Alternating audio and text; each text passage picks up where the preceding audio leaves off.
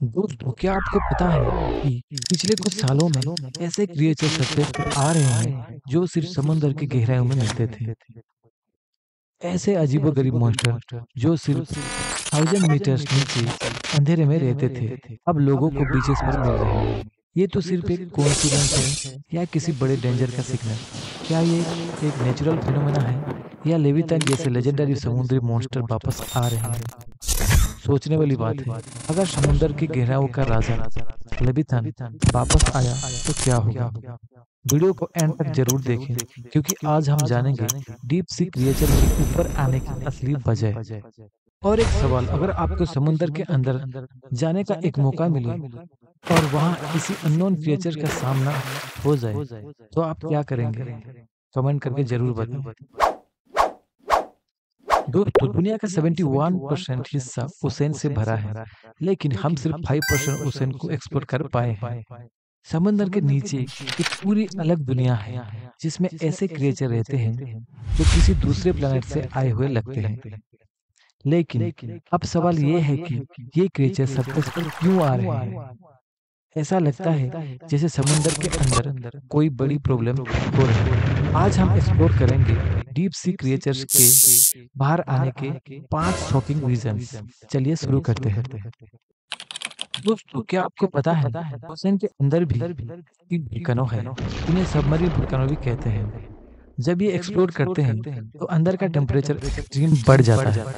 इस वजह से डीप सी क्रिएचर अपने घर से भागकर सरफेस की तरफ आ जाते हैं। जैसे 2021 में टोंगा अंडर वाटर वोल्केनो फटा था, और उसके बाद साइंटिस्ट ने देखा कि काफी रेयर डीप सी हिस सरफेस पर आ गई थी। क्या ये हो सकता है कि अभी भी कहीं अंडर वाटर वोल्केनो फट रहे हैं? समंदर के अंदर टेक्टोनिक प्लेट्स कंटिन्यूअसली मूव करते हैं, और जब ये ज्यादा शिफ्ट करते हैं तो अर्थक्वेक्स और सुनामी आते हैं। जब ये प्लेट्स शिफ्ट होते हैं तो डीप सी क्रिएचर बाहर निकलने लगते हैं, क्योंकि उनका पूरा इकोसिस्टम हिल जाता है। जैसे 2011 के जापान सुनामी के बाद साइंटिस्ट ने देखा कि जायंट स्क्विड और गल्फर ईल्स जैसे क्रिएचर सरफेस के करीब दिखाई दिए। दोस्तों, क्या आप जानते हैं कि पिछले 100 सालों में ओशन का टेम्परेचर 1.5 डिग्री सेल्सियस बढ़ चुका है?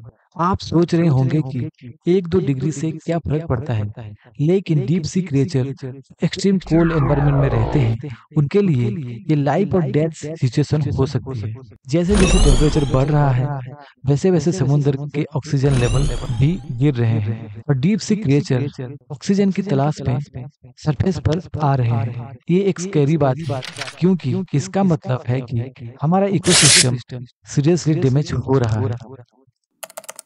1997 में साइंटिस्ट ने एक अजीब साउंड डिटेक्ट की थी, जो इतनी लाउड थी कि पूरे पैसिफिक ओशन ने सुना। इस साउंड का नाम था द ब्लॉब। लोगों का मानना है कि ये एक जायंट सी मॉन्स्टर लेविथान का सिग्नल हो सकता है। ये सिर्फ एक थ्योरी है, लेकिन अगर सच निकला तो क्या होगा? सोचिए, अगर कोई इंसान से भी पुराना और ज्यादा पावरफुल क्रिएचर समुद्र के अंदर सो रहा हो और वो जाग रहा हो, क्या हम उसका सामना करने के लिए तैयार हैं? हम ह्यूमन सिर्फ अपने फायदे के लिए डीप सी माइनिंग और ऑयल ड्रिलिंग कर रहे हैं, जिससे समुद्र के अंदर का पूरा बैलेंस बिगड़ रहा है। जब ये मशीन ओशन फ्लोर तोड़ती हैं, तो डीप सी क्रिएचर अपनी जगह छोड़कर भागने लगते हैं, और इसी वजह से हमें रेयर और terrifying deep sea creature beaches पर मिल रहे हैं।